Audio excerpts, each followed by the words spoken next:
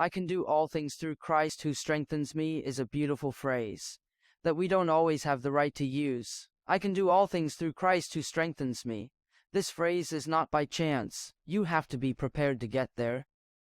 Have to make our own daily sacrifices. You have to live the process of inner reconciliation every day. You have to have courage.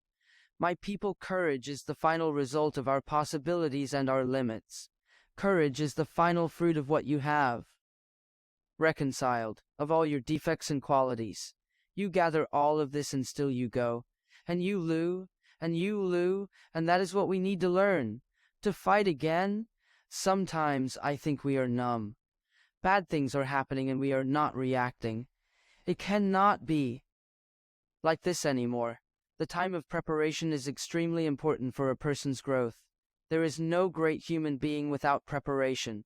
No human being can say no to that which destroys.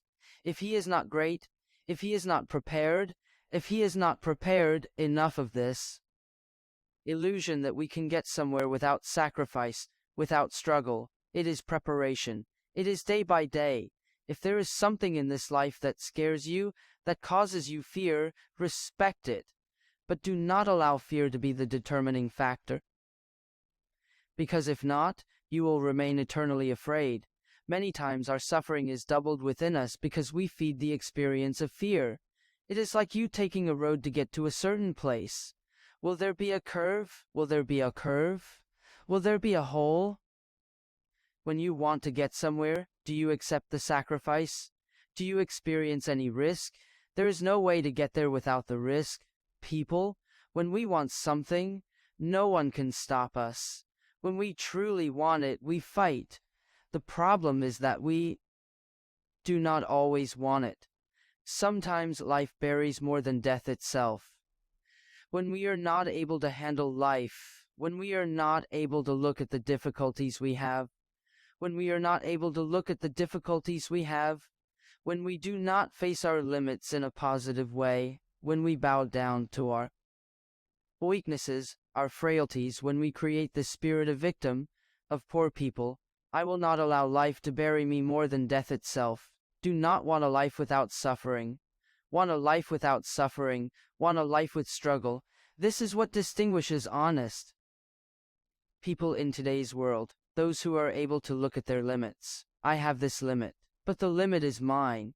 I am not the one who owns it. I am not the one who owns it. I have problems in life, but the problems do not control me. I am the one who controls the problems. We need to have courage. We need to be able to look this life in the face. Enough of failed people. Enough of people unwilling to take on life. Be honest with the life you are writing. Be honest with the life you are writing. Be honest with the fears you feel. Be honest with what I truly deserves your commitment. Be honest with what truly deserves your attention. It may be that we are wasting time in life because we are giving attention to what really does not need to be. The path is narrow. If you thought it was easy, you were wrong. Without struggle, no one can overcome absolutely anything. Without confrontation, there is no human growth. Without confrontation, there is no maturation of issues.